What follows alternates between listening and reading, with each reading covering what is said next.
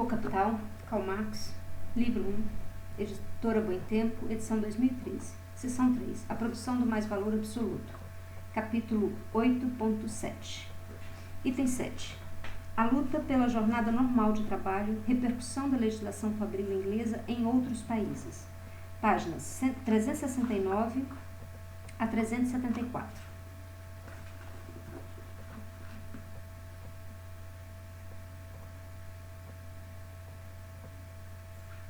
O leitor se recorda que a produção de mais valor ou a extração de mais trabalho constitui o conteúdo e a finalidade específicos da produção capitalista, abstraindo das transformações do próprio modo de produção decorrentes da subordinação do trabalho ao capital. Recorda-se que, segundo o que foi exposto até agora, apenas o trabalhador independente, portanto, legalmente emancipado, pode, como vendedor de mercadorias, afirmar ou firmar contrato com o capitalista. Assim, se em nosso esboço histórico desempenham um papel central, de um lado, a indústria moderna e de outro, o trabalho daqueles que são física e juridicamente menores, a primeira se apresenta apenas como uma esfera especial e o segundo como exemplo particularmente convincente da exploração do trabalho, sem antecipar o subsequente desenvolvimento de nossa investigação, a simples conexão entre os fatos históricos nos mostra. Primeiro, na indústria inicialmente revolucionadas pela força da água, do vapor e da maquinaria, nessas primeiras criações do moderno modo de produção, nas fiações e tecelagens de algodão, lã, linho e seda, o impulso do capital para a prolongação a todo custo da jornada de trabalho é primeiramente satisfeito. O modo de produção material modificado, ao qual correspondem as relações sociais modificadas entre os produtores, nota 186, engendra de início abusos desmedidos e provocam como reação o controle social que limita, regula e uniformiza legalmente a jornada de trabalho e suas pausas. Nota 186. A conduta de cada uma dessas classes, capitalistas e trabalhadores, tem sido resultado da situação relativa em que elas têm sido postas. Hipótese 31 de outubro de 1848, página 113. Por isso, durante a primeira metade do século XIX, esse controle aparece como mera legislação de exceção. Nota 187. As ocupações postas sob restrição estavam conectadas à manufatura de produtos têxteis com a ajuda do vapor ou da força hidráulica. Uma ocupação laborial tinha de preencher duas condições para estar sujeita à inspeção fabril, a saber, a aplicação do vapor ou da força hidráulica e a manufatura de certas fibras específicas. Hipótese 31 de outubro de 1864, página 8.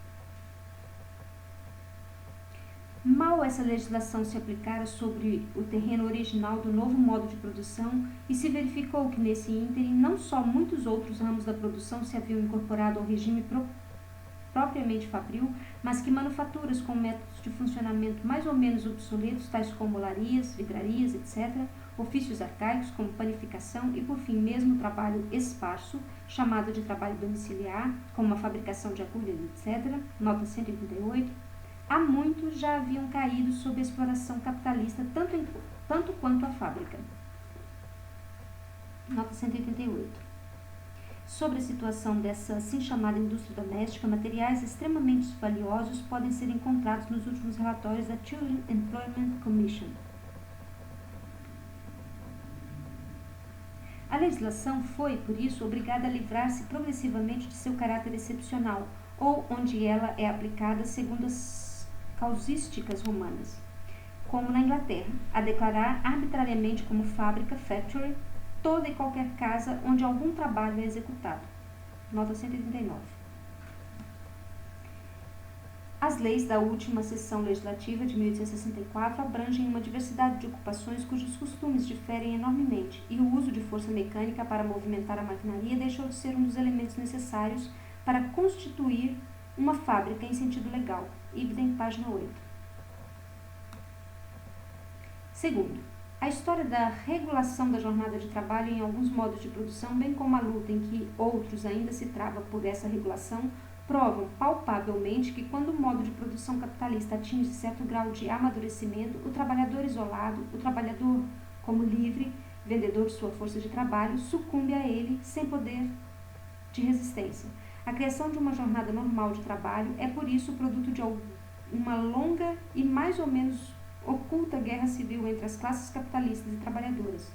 Como a luta teve início no âmbito da indústria moderna, ela foi travada inicialmente na pátria dessa indústria, a Inglaterra. Nota 190. Tampouco a Bélgica, o paraíso do liberalismo continental, mostra qualquer marca desses movimentos. Mesmo em suas minas de carvão e de metal, os trabalhadores de ambos os sexos de todas as idades são consumidos pela plena liberdade por qualquer duração e período de tempo. Para cada 1000 pessoas ali empregadas, há 733 homens, 88 mulheres, 135 rapazes e 48 moças menores de 16 anos.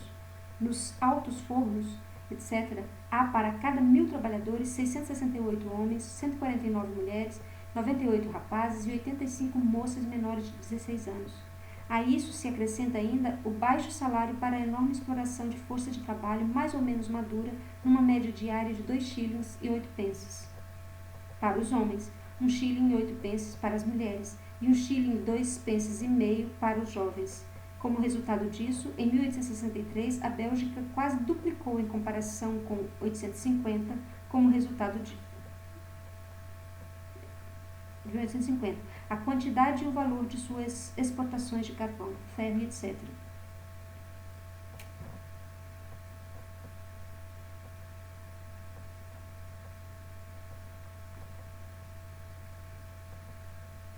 Os trabalhadores fabris ingleses foram os paladinos não só da classe trabalhadora inglesa, mas da classe trabalhadora em geral, assim como seus teóricos foram os primeiros a desafiar a teoria do capital. Nota 191. Quando Robert Owen, pouco depois da primeira década de nosso século, não apenas defendeu teoricamente a necessidade de uma limitação da jornada de trabalho, mas introduziu a jornada de 10 horas em sua fábrica em Nieuw-Lanark. O fato foi ridicularizado como uma utopia comunista, do mesmo modo como sua combinação do trabalho produtivo com a educação das crianças e as cooperativas de trabalhadores por ele fundadas. Hoje, a primeira utopia é a Lei Fabril, a segunda figura como texto oficial em todas as leis fabris, e a terceira já é usada até mesmo como disfarce para imposturas reacionárias.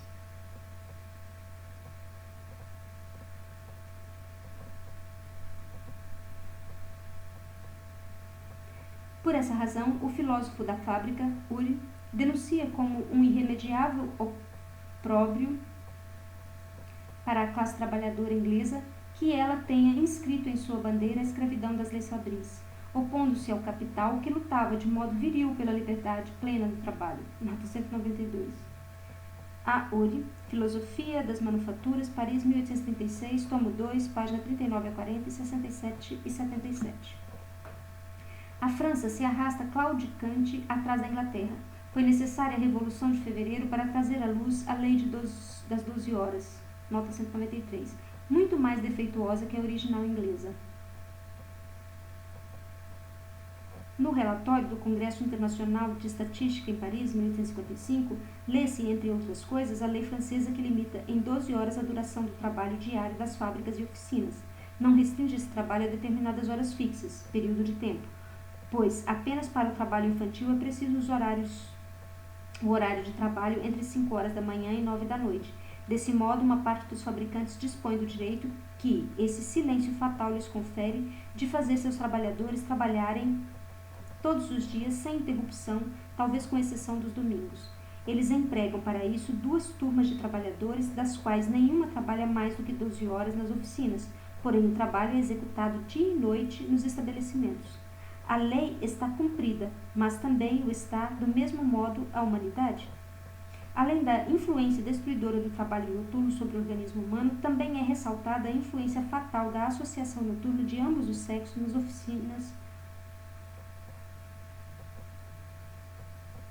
oficinas mal iluminadas. Apesar disso, o método revolucionário francês também mostra suas vantagens peculiares. De um só golpe, ele estabelece para todos os ateliês e fábricas, sem distinção, os mesmos limites da jornada de trabalho. ao passo que a legislação inglesa cede à pressão das circunstâncias, ora nesse ponto, ora noutro, e está no melhor caminho para se perder em meio a novos imbróglios jurídicos. Nota 194.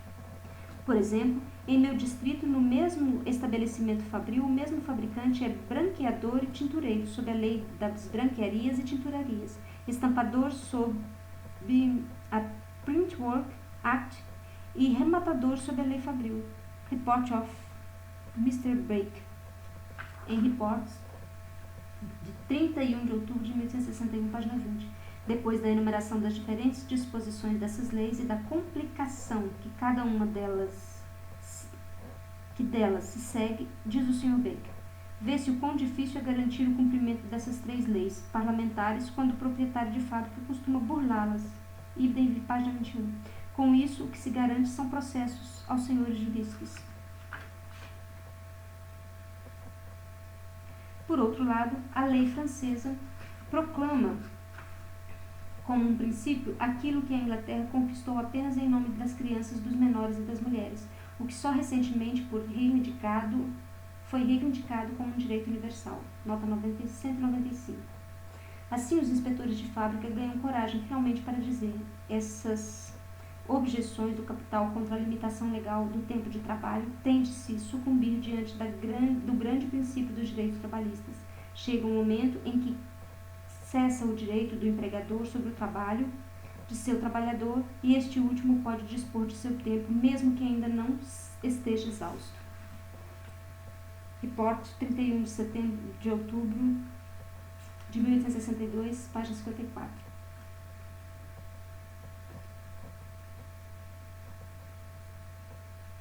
Nos Estados Unidos da América do Norte, todo o movimento operário independente ficou paralisado durante o tempo em que a escravidão desfigurou uma parte da República.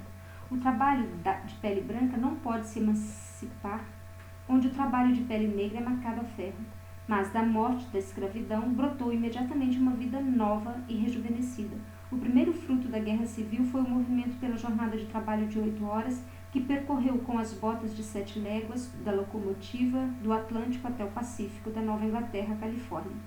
O Congresso Geral dos Trabalhadores, em Baltimore, agosto de 1866, declarou, nota do tradutor: o Congresso Geral da Congregação Americana de Trabalhadores foi realizado em Baltimore entre 20 e 25 de agosto de 1866. Dele participaram 60 delegados que representavam mais de 60 mil trabalhadores.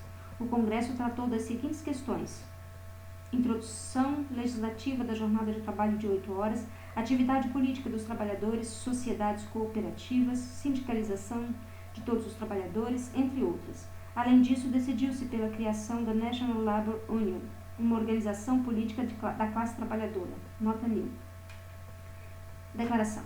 A primeira e maior exigência do presente para libertar o trabalho deste país da escravidão capitalista é a aprovação de uma lei que estabeleça uma jornada de trabalho normal de 8 horas, sem todos os estatutos da União Americana. Estamos decididos a empenhar todas as nossas forças até que esse glorioso resultado seja alcançado. Nota 196. Nós, os trabalhadores de Dunkerque, declaramos que a duração do tempo de trabalho exigida sob o atual sistema é muito longa e não deixa ao trabalhador nenhum tempo para a recuperação e desenvolvimento, antes rebaixando-o a uma condição de servidão que é pouco melhor do que a escravidão. Por essa razão, decidimos que 8 horas é o tempo suficiente para uma jornada de trabalho e deve ser reconhecido legalmente como suficiente, que invocamos em nosso apoio à imprensa essa poderosa alavanca e que consideramos todos os que recusam esse apoio como inimigos da reforma trabalhista e dos direitos dos trabalhadores. Resolução dos Trabalhadores de Dunkerque, Nova York, 1866. Ao mesmo tempo, início de setembro de 1866, o Congresso da Associação Internacional dos Trabalhadores, em Genebra, decidiu, por proposta do Conselho Geral de Londres, declaramos a limitação da jornada de trabalho como uma condição prévia, sem a qual todos os demais esforços pela emancipação estão fadados ao fracasso. Propomos 8 horas de trabalho como limite geral e legal da jornada de trabalho. Assim, em ambos os lados do Oceano Atlântico, o movimento dos trabalhadores, tendo crescido instintivamente a partir das próprias relações de produção, endossou as palavras do inspetor de fábrica inglês R. J. Sanders: nenhum passo adiante em direção à reforma da sociedade pode ser dado com qualquer perspectiva de sucesso, a menos que a jornada de trabalho seja limitada e o cumprimento do limite prescrito seja estritamente forçado. Nota 197. Hipótese 31 de outubro de 1848, página 112.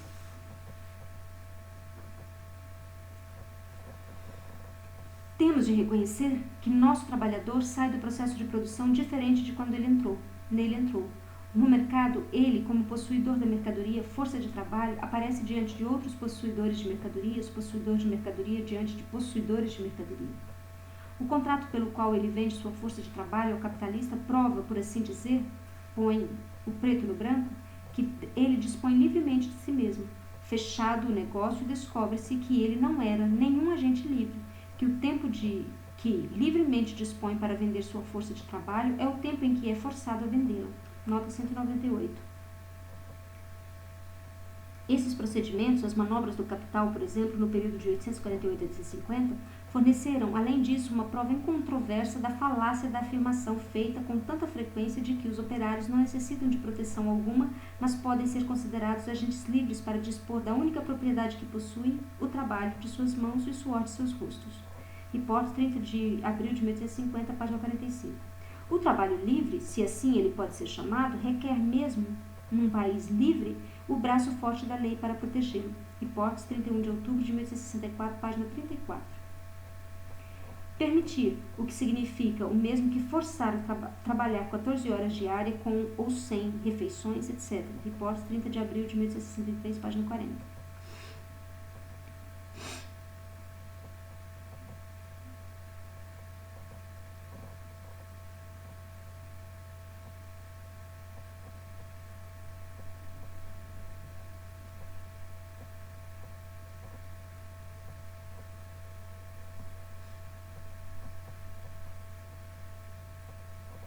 Fechado o negócio, descobre-se que ele não era nenhum agente livre, que o tempo de que livremente dispõe para vender sua força de trabalho é o tempo em que é forçado a vendê-la, que na verdade seu parasita não o deixará enquanto houver um músculo, um nervo, uma gota de sangue para explorar. Nota 190. E 9. Engels, Lei das 10 Horas, inglesa, citação página 5. Para se proteger contra a serpente das suas aflições, nota do tradutor, do poema Henrique, de Henrique Heine, darás à luz também o homem, que abaterá a machadadas a serpente de minhas aflições, nota do tradutor. Os trabalhadores têm de se unir e, como classe, forçar a aprovação de uma lei, uma barreira social intransponível que os impeça a si mesmos de pôr, meio de um contrato voluntário com o capital, vender a si e suas famílias à morte e à escravidão. Nota 200. A lei das 10 horas, em todos os ramos da indústria a ela submetidos, tem salvado os trabalhadores da total degeneração e protegido sua condição física. Hipótese 31 de outubro de 59, página 47. O capital, nas fábricas, jamais poderá manter a maquinaria em movimento além de um período limitado, sem prejudicar a saúde e a moral dos trabalhadores empregados, e estes não se encontram numa situação em que possam proteger a si mesmos. Ibidem, página 8. No lugar do pomposo catálogo dos direitos humanos inalienáveis, tem-se a moeda Magna Carta, a modesta Magna Carta. Nota do tradutor. Magna Carta Liberatum, documento imposto ao rei inglês João I, chamado sem terra, pelos grandes senhores feudais, barões e príncipes eclesiásticos, apoiados pela nobreza rural e pelas municipalidades. A carta, assinada em 15 de junho de 1205, limitava o poder do rei, principalmente em favor dos senhores feudais, e fazia várias concessões à nobreza rural. À massa da população, os camponeses e servos, a carta não concedia qualquer direito. Marx refere-se aqui à lei para a limitação da jornada de trabalho, pela qual a classe trabalhadora inglesa tivera de travar uma longa e persistente luta. Nota 1000. De uma jornada de trabalho legalmente limitada que, afinal, deixa claro quando acaba o tempo que o trabalhador vende e quando começa o tempo que lhe pertence. Nota 201. Uma vantagem ainda maior é a distinção que, enfim, se torna clara entre o tempo do próprio trabalhador e o do seu empregador. O trabalhador sabe agora quando está terminado o tempo que ele vendeu e quando começa seu próprio tempo. e porque possui uma previsão certa disso, ele pode projetar seus próprios minutos para os seus propósitos. Ao torná-los senhores de seu próprio tempo, elas, as leis fabris, deram-lhe a energia moral que os direciona à posse eventual do poder político. Item, página 47.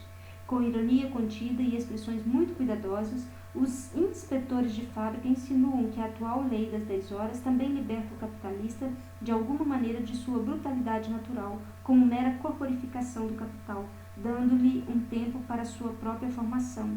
Antes, o senhor não tinha tempo para nada a não ser o dinheiro, e o servo não tinha tempo para nada a não ser o trabalho. Item, página 48. Quantum mutatus ad illo. Quanto se mudou do que era. Nota do tradutor. Virgílio, Eneida, livro 2, verso 274.